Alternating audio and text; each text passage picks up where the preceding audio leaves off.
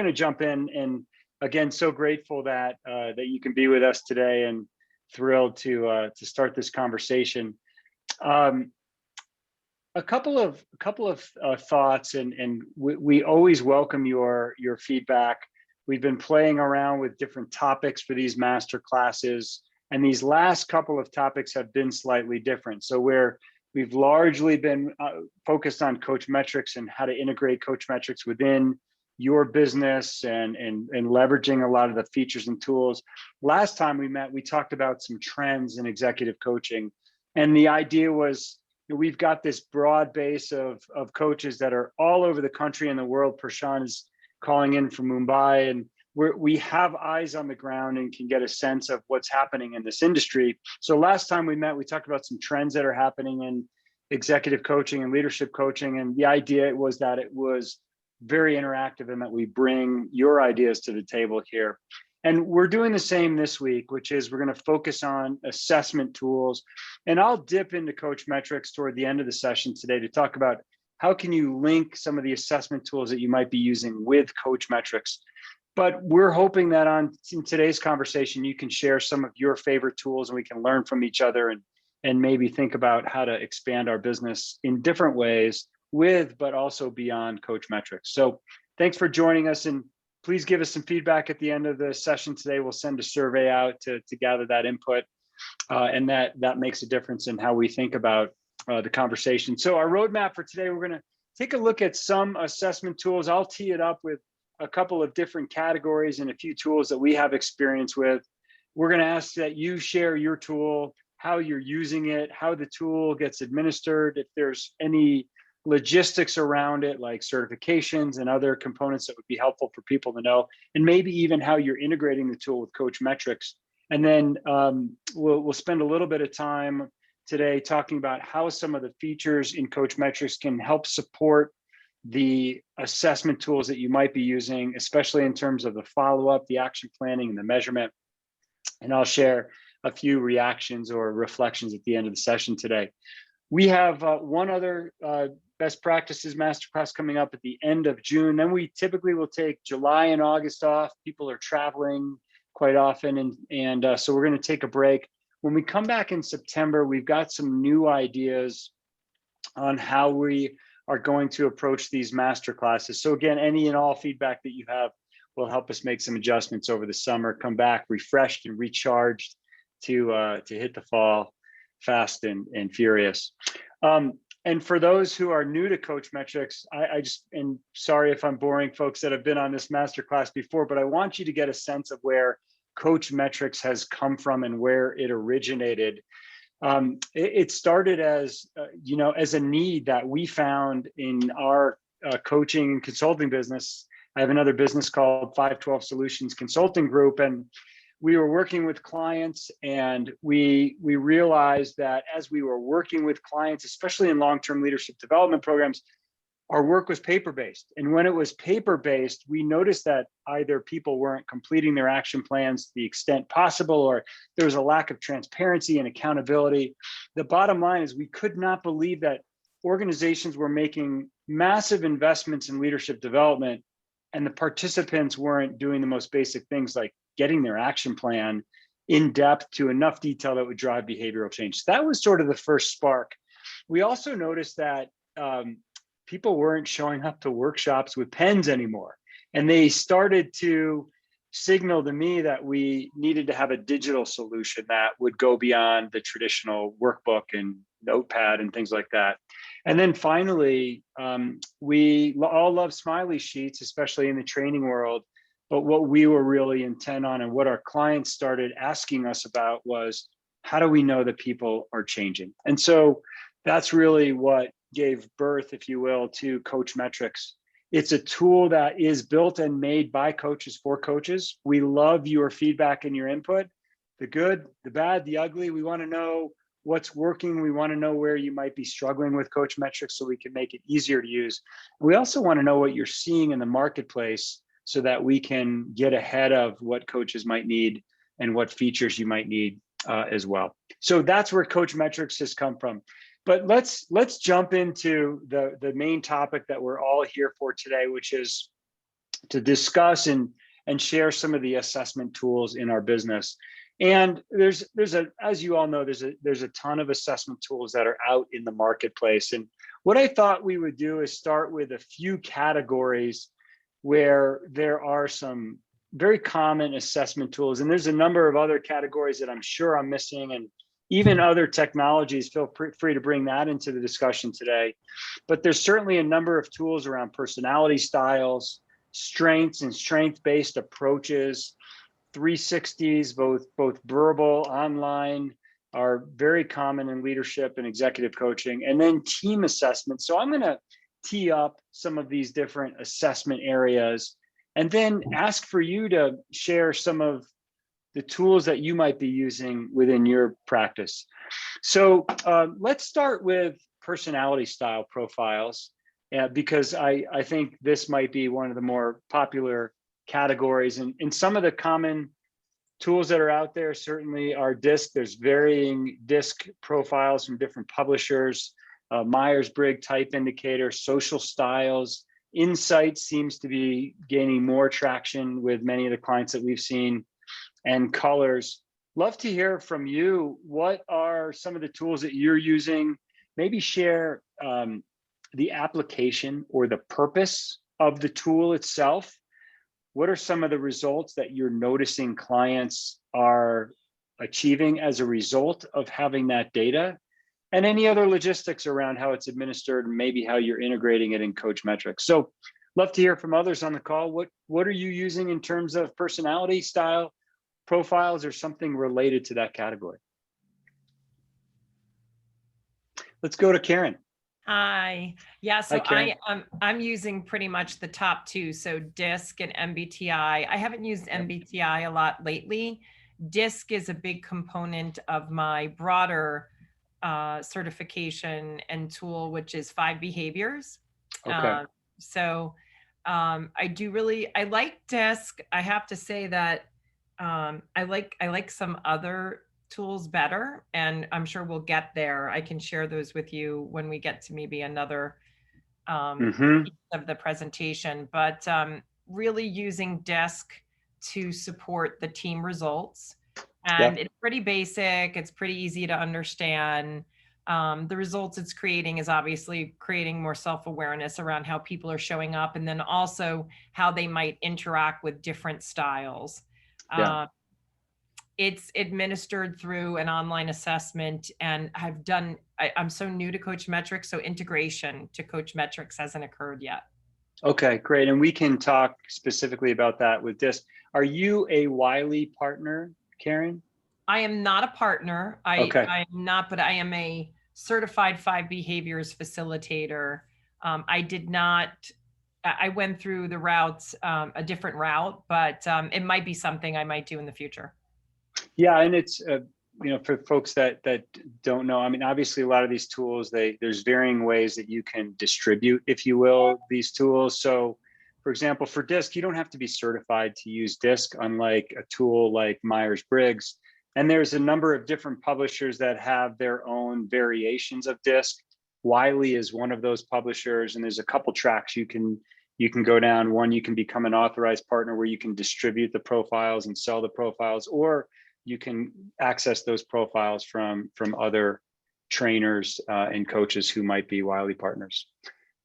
Great, thanks, Karen, for that. I'd love to hear from others. What are some personality style profiles you might be using beyond DISC and Myers-Briggs? Hi, Tony, welcome. Let's go to Kelly. I use a tool called Anya 5 Lenses, and it's very robust.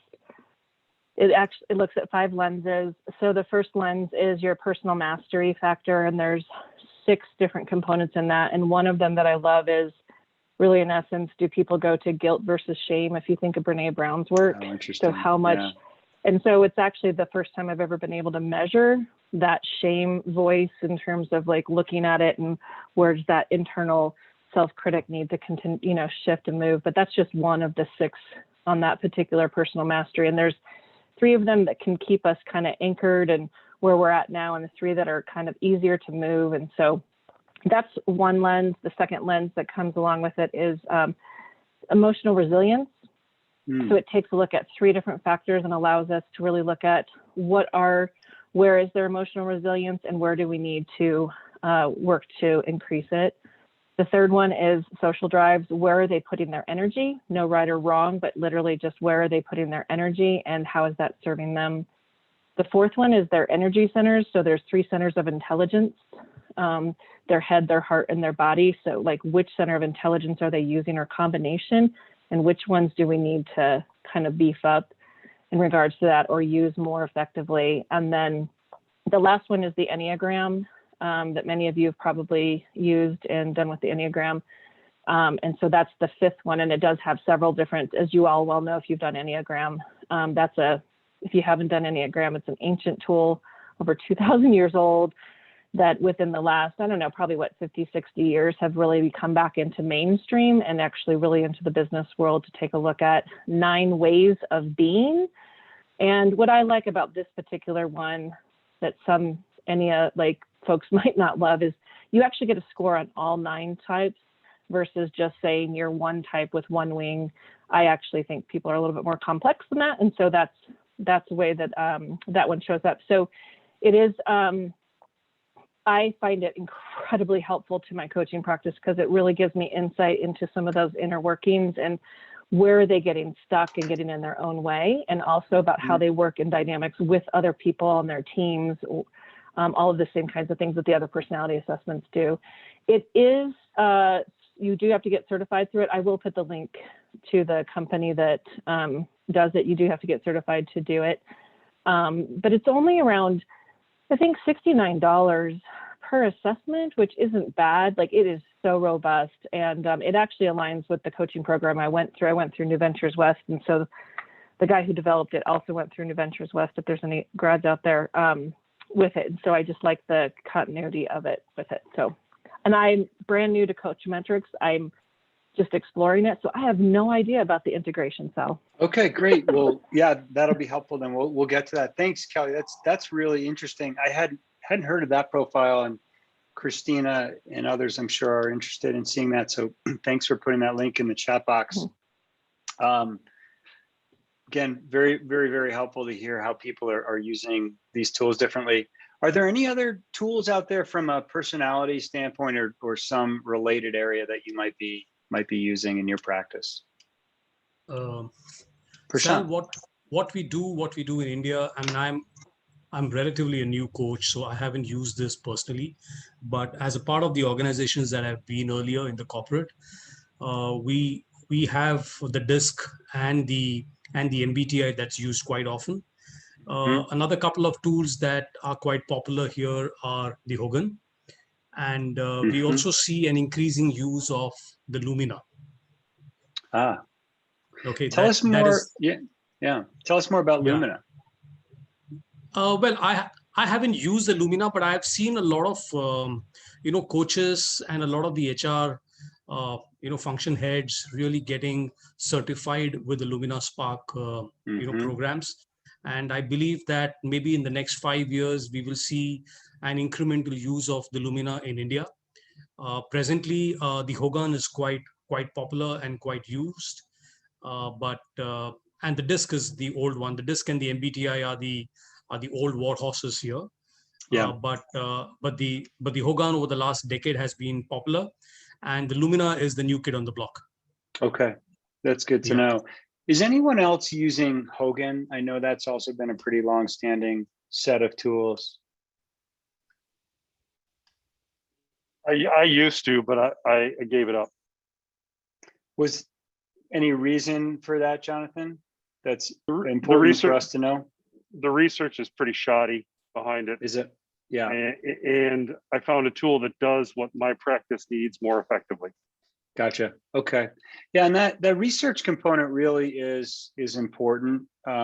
We need tools that are credible. I'm sure Hogan's been around for a while, but there is.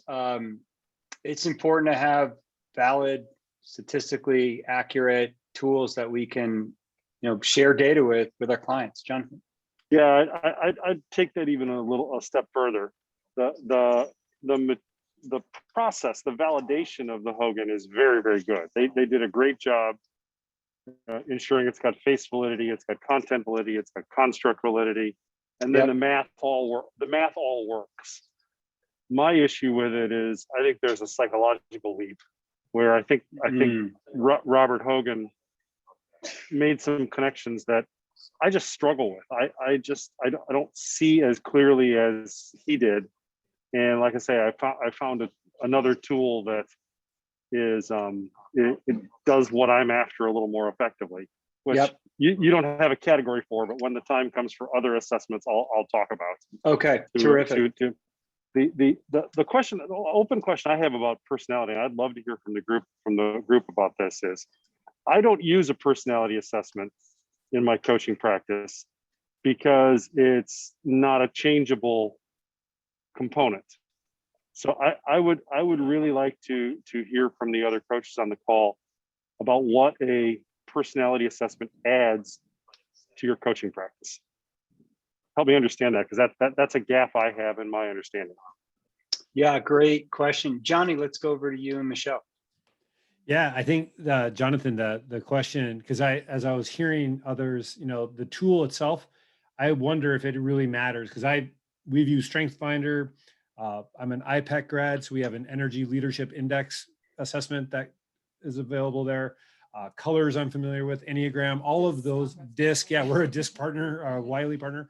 So we've done a lot of that assessment, and I don't know if creating a new mousetrap is all that important. To Jonathan's point, I think what it does is it provides just some sort of awareness that you can coach around, right? It's not the coach that's saying these things. It's some disinterested third party that's bringing the awareness into the conversation, where you can have a conversation about, hey, I'm not saying this. This tool is giving us something to talk about that can be more objective. And so it takes some of the emotion out, and then you can get real data behavior change from there. Although I understand the reason why we may want to have credibility in our tool, for sure, because that's what people think that is going to be a difference maker. And I don't know if I hang my hat on being a partner with one tool where I think I'm the differentiator. So maybe that's my arrogance and my ego. I recognize that, but I do think that whether you use one tool or another, personally, it's not that different. It's not a differentiator. Less about the tool, more about what results from that piece. Celeste, did you have a point of view? I always have a point of view. Great. Or at least an opinion.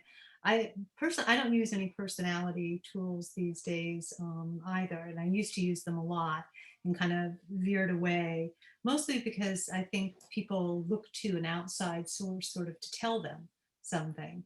I still find them somewhat useful just as conversation starters. I mean, it's a place to dive in and get talking, and most people see themselves in it, as long as they don't get stuck and rigid about this is how I am.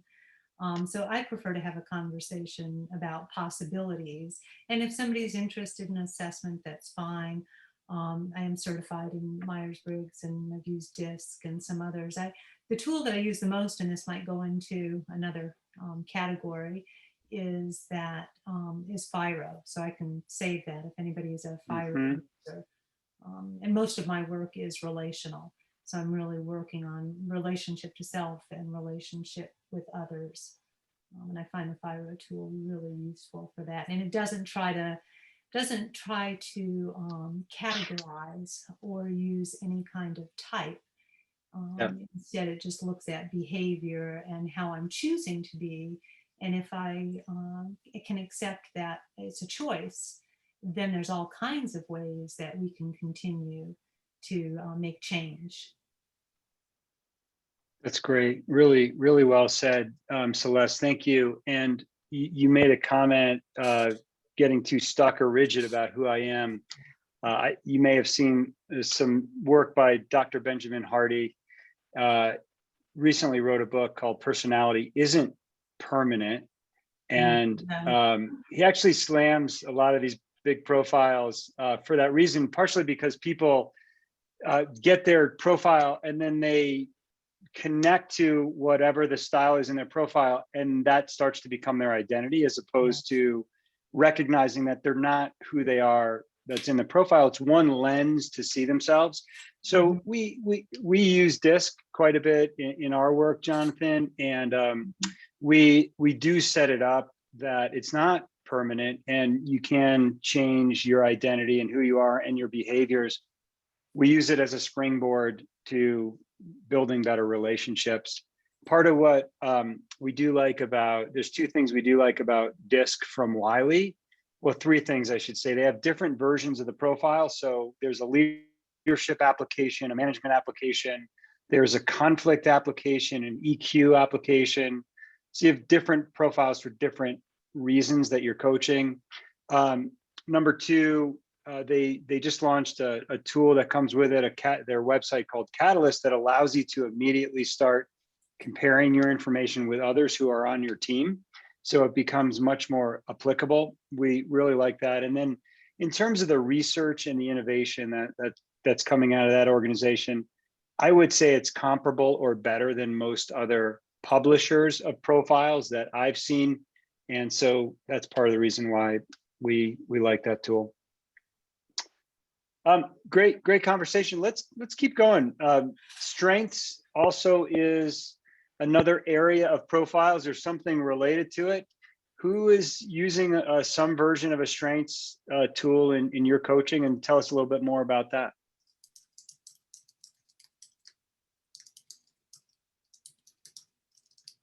So when you refer to strengths, I mean, the first thing I think of is Strength Finders, which I'm not certified in, but I love. I love the whole idea of focusing on strengths, right? Because we leverage our strengths to address our opportunities. I'm not sure what category these might fall in, but I use EQI, which might be in another category. Energy leadership, which is, I'm certified through IPEC. That's a tool. So those are some of my big ones, but I don't know if that falls into this category. I think that's fair. Yeah, I really kind of missed the whole category of EQ. So it's, that could fit into every one of these categories, or maybe its own, but I love that. Karen, when you're using Strengths Finder and not being certified, how do you get the profile? Like, how does that process work? Yeah, so the way that I've leveraged it uncertified is by having the clients get the book, right? Which they get the code, they take their assessment, they tell me what they came back as in their assessment. And there is a tool that that they provide on the Strength Finders website where you can load in the team's profile that gives you an overall profile for the team. And that's how I've leveraged it. So I really like that. I have considered getting certified. I just don't want to be one of those people constantly chasing the purple squirrel and constantly adding things to my profile, because I have a lot to leverage right now. Although I'm always interested in learning, I just want to be sure to manage that. EQI is amazing. It's emotional quotient, and it looks at what is it? Is it I'm trying to remember, 5 subsets. And then there's 5 composites, and there's 3 subsets under each of those composites, self-expression, etc. I love EQI. It's just such an amazing tool to leverage with leaders, because often, right, we know that empathetic, compassionate leaders, when people ask what are the best traits, it's not that they're smart, and it's not that they're fast, or it's not that they have this great title, it's that they're these empathetic human beings. So and often I'm coaching individuals who are really strong technically, and they need the opportunity at that level. So I'd love to see how I can integrate that with Coachmetrix. It's an online tool. The results it helps to create is some really action oriented areas around EQ. And then lastly is energy leadership. Energy leadership is all about, people kind of liken it to law of attraction, but it talks about the energy levels and how you are primarily, secondarily, and then tertiary. What are your first, second, and third levels of energy? And the whole premise and business case behind energy leadership is that the people who show up in the highest anabolic energies are the most satisfied in life and in career. So that's the business case. And it's pretty eye-opening because it starts with victim and it ends with creator. So, Interesting. And we all access all of the levels of energy. So, so we're human beings. So we must recognize that. And that's another thing I'd love to see how I can integrate with Coachmetrix. Nice. The EQI, does that require certification? It requires certification. Yep. And passing of a test, just like 5 behaviors. Yep. Energy leadership was a part of my certification through IPEC, and it required certification. And ultimately I took a test. So all of them are certification required. Yeah, that's great. Terrific. Yeah. Any other interesting or favorite tools that you've got in this category? We'll expand it a little bit, not just strengths, but maybe EQ, emotional intelligence. I actually think EQ is different than strengths, because strengths are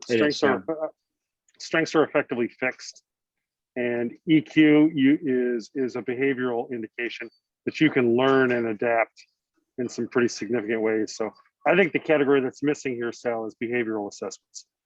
Yeah. Say more about that, Jonathan. Well, there's a whole family of assessments out there that I think are really useful in coaching that measure behavior at a given period of time. And you know, if this has got its deep roots in the work of Johnson O'Connor more than 100 years ago. The Johnson O'Connor Institute in Chicago is a pretty powerful. Has a deep history of meaningful research and application into behavioral tendencies, preferences, and interests. And the thing I like about that lens for coaching specifically is that all of those are changeable with the right amount of work. Now, you gotta ideally you end up you work with a meaningful relationship. Hello, coach. You do have to understand how malleable each trait you're looking at actually is. And by malleable, I mean how easy to change, how much work it will take to maintain change, and how you get it integrated into the rest of your overall identity. And then thirdly, the vision toward which you're moving plays a different and interesting role in all of in every behavior that's out there.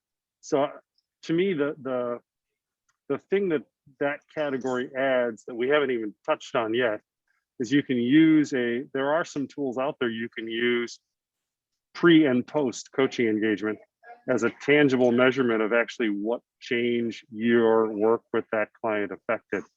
And without that, well, I shouldn't say it like that. When you add that into the results that all of us are generating, now you've got a data source that actually objectively documents the change that your work is able to facilitate with a client. And quite honestly, we need that in the coaching world. We need objective measurement like that. So that's why I think the behavioral category is so interesting. Yeah, that's great. The malleability is interesting to me. Is there a premise here that you can change any of these behaviors, but some may take more or less energy than others to make that change? Absolutely. Allow me to cite the research. Dr. David Day, D-A-Y, at Claremont McKenna University in Southern California. He's really the pioneer behind that.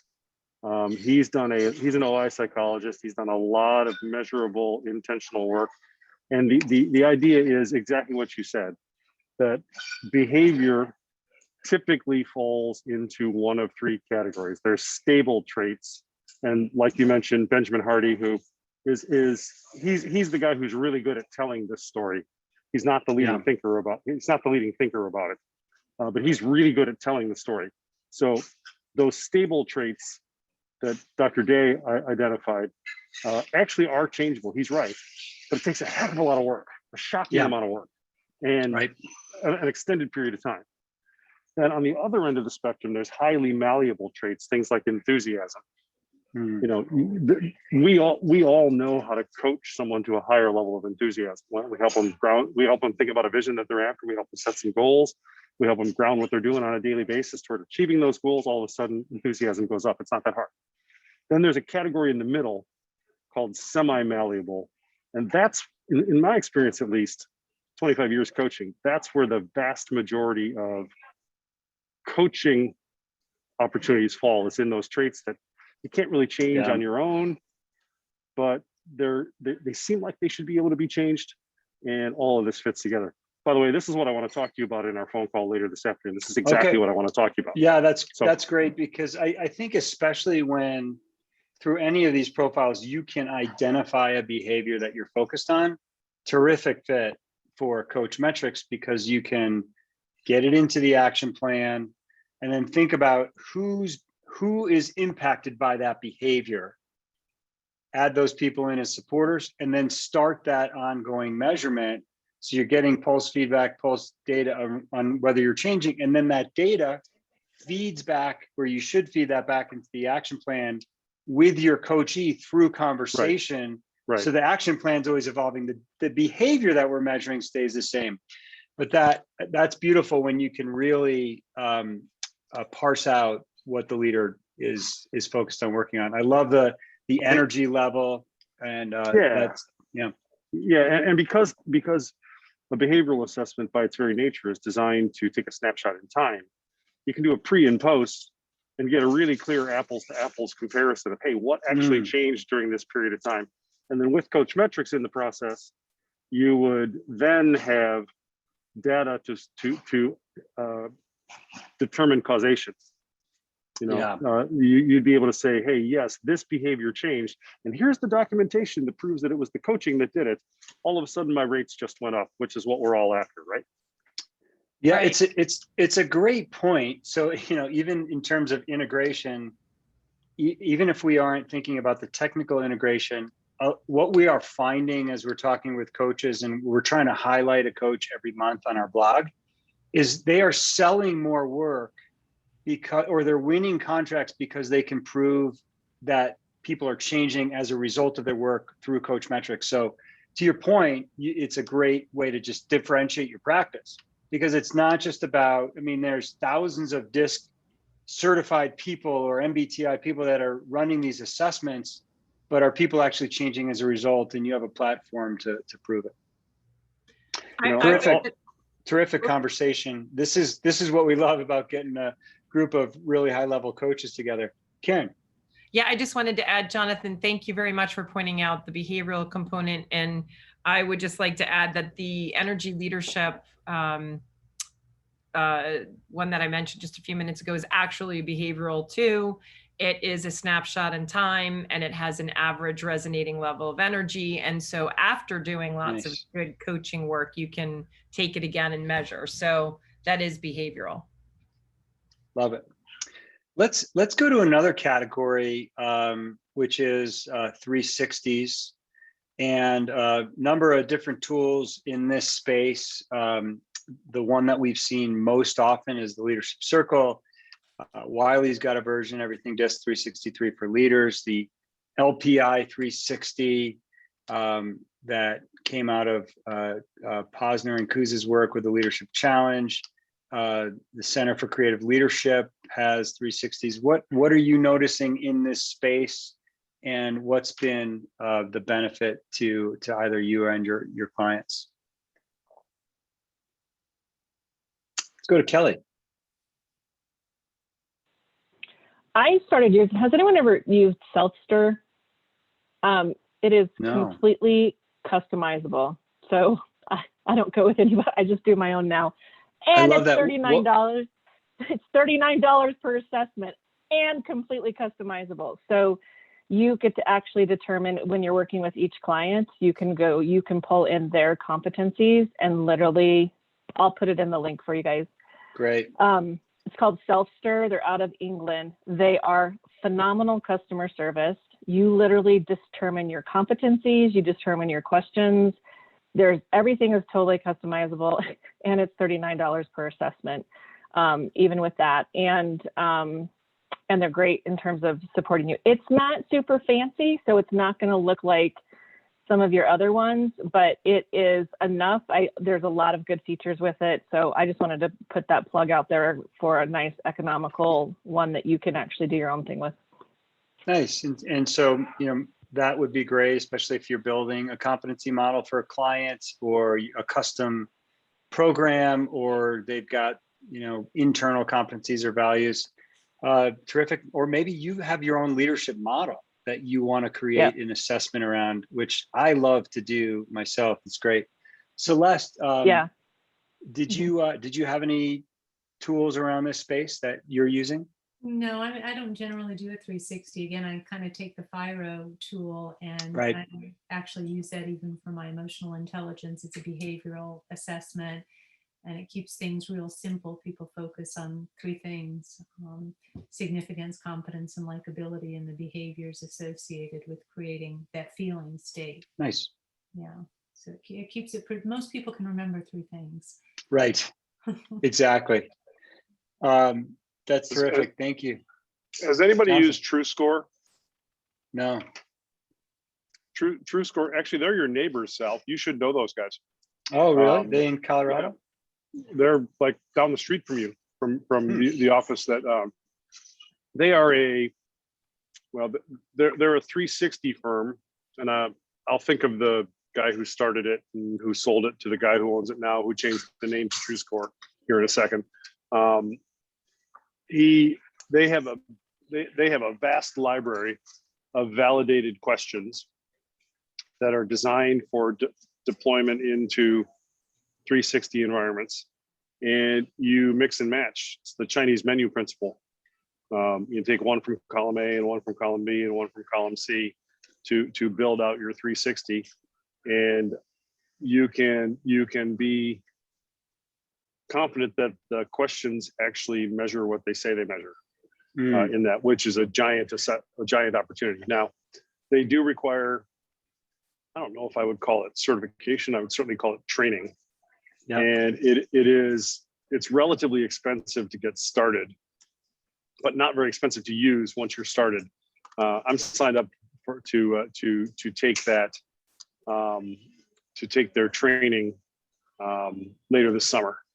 And so I'm convinced it's a good product. I have no idea how to use it. So I was hoping to go to school on some of you. All right. Well, let us know how it goes. And when you're in town, give me a ring and we'll grab some coffee or lunch. Terrific. Any other 360s that you're noticing or using in your work? We use TI 360 in Qualtrics. It's something that Change Fusion put together, but that's one of our big ones that we use a lot. Okay. Great. Thanks, Tony. Karen? Yeah, energy leadership as well as EQI 2.0 both do 360s as well. Okay. Yeah, I've heard of those as well. We use the leadership circle. We found it to be a very powerful tool, especially for executives, partially because it helps people uncover where they may be going in life for safety, and they call them the reactive style. So do they tend to use more of a complying, protecting, or controlling orientation or structure of mind as they think about leadership? So we've had quite a bit of success with that. It's also, I've also gotten fired using the tool as well. So I've seen, a lot of painful and or negative reactions from clients using the tool over the years from time to time. So it's, but it is our go-to at this point. All right, let's shift because I want to make sure we get to a little bit of Coachmetrix here today. Team assessments, the one that we've heard of most, we use in some of our work, 5 behaviors based on Lencioni's work, the 5 dysfunctions of a team. It also combines DISC or a type, sort of an MBTI style profile. We have our own human workplace needs model that we use with most of the executive teams that we work with. What other team assessments have you found that you've found work well with groups? Karen, you mentioned earlier the Strengths Finder has a team component. That sounds really interesting. Any Yes. others?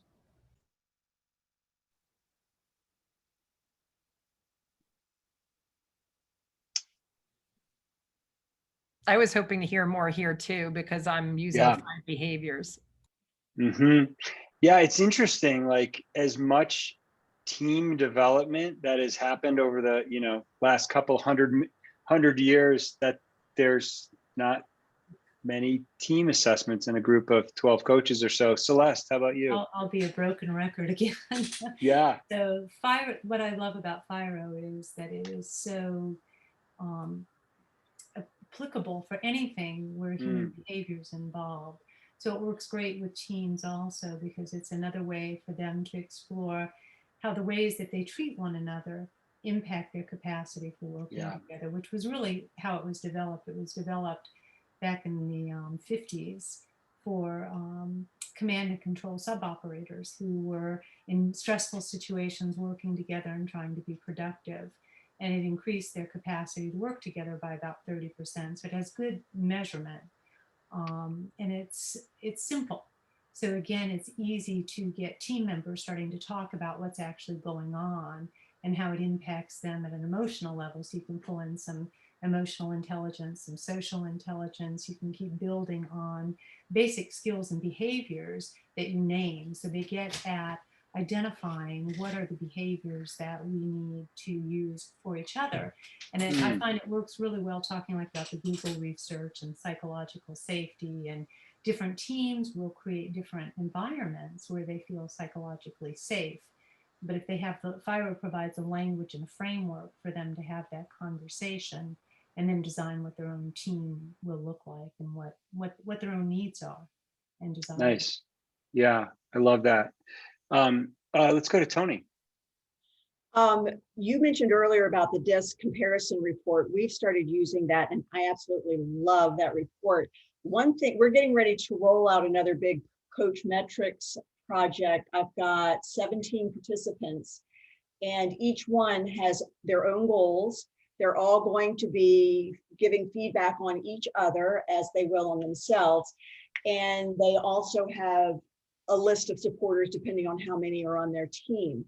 I am preloading everything like I always do, and getting all their goals in there. The 2 coaches that are heading this up are working with the participants, but I'm really excited about getting this launched next week and starting. I think we're going to do 3 rounds over the next 3 months. Nice. But this has been a really great way for teams to really set their own goals and behaviors and get some good real-time feedback from their team members. So we are using it.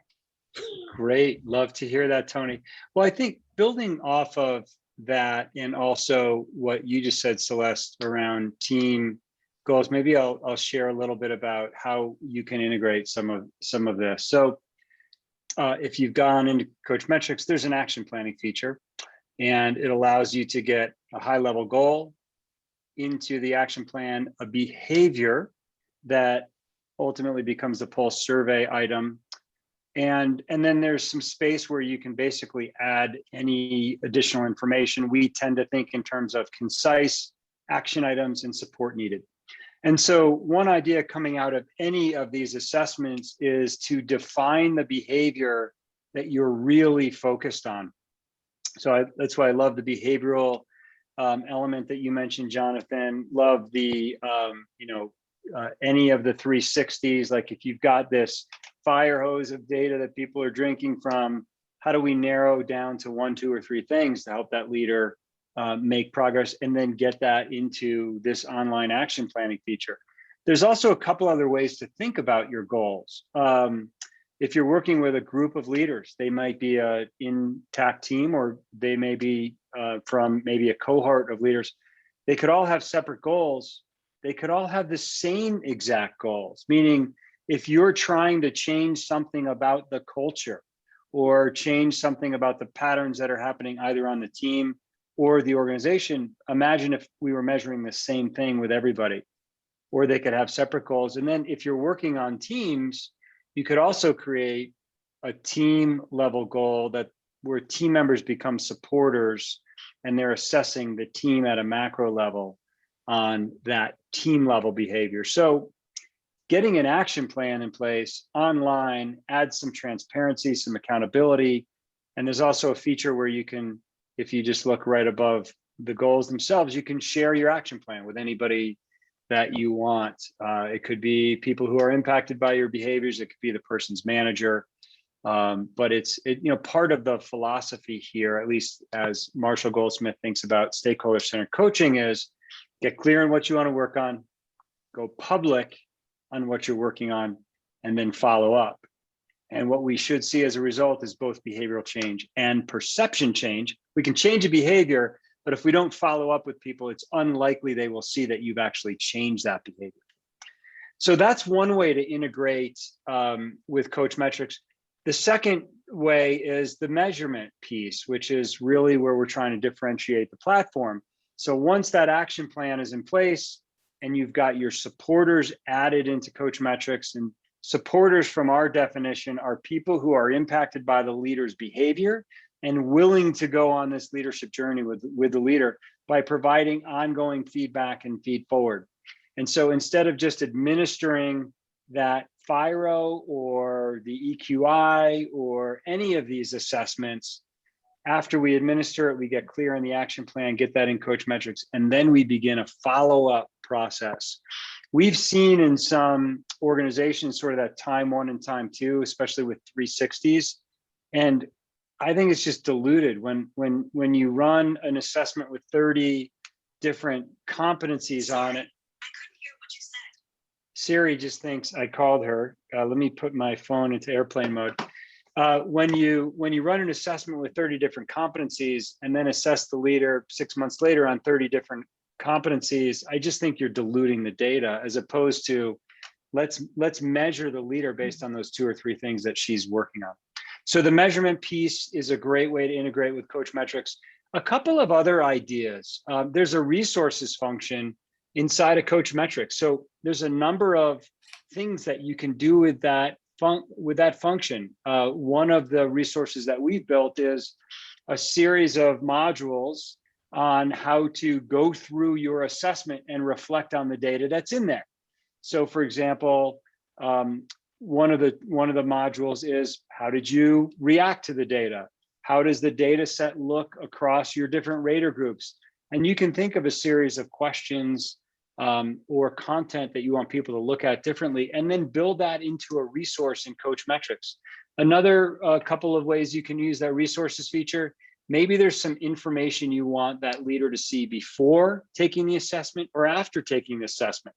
It could be a video, it could be some text, it could be a checklist, it could be any number of things. But create, if you're doing something that's repeatable in the way that you administer your assessments, create a resource around it inside of Coachmetrix, and then you can use them across all of your projects. Pre or post videos, that's something that we do. You might have some videos that accompany some of the training or coaching that you're doing. Get people prepared to come into that coaching session, or maybe to get some reinforcement afterward. That's another great way to use the resources feature. And then a couple of other ideas. There's an assignments feature in Coachmetrix. And so, for example, when we launch a 360, we know that the steps are the same every single time. So we created some assignments that are repeatable that you can use across all of your projects. And then once people have completed the assignments, they can check it off in their Coachmetrix account, and then you've known that they have gotten through that assignment. If you're working with other coaches on your team, so Tony, this is an example where you've got a whole team of coaches that are working on projects, you could create resources, and now you have the ability to share resources and collections with all of your coaches, so that the tools they're using can look and feel consistent across the client base, even if their coaching and personalities are different. There's a private notes feature. You can upload resources, you can upload assessments to those private notes, or maybe upload or attach your assessments into a discussion, so that as you think about Coachmetrix, it is your action planning and measurement hub, but it also can be your entire coaching hub, so that people don't have to go looking around for emails and Word documents. Like everything you do, you can somehow upload and integrate into Coachmetrix. So you can just direct people back to Coachmetrix to make life easier and more efficient for them. So those are some ways to integrate your assessments with Coachmetrix. Let me pause there for a minute just to see if there's any questions or reactions about any of those ideas.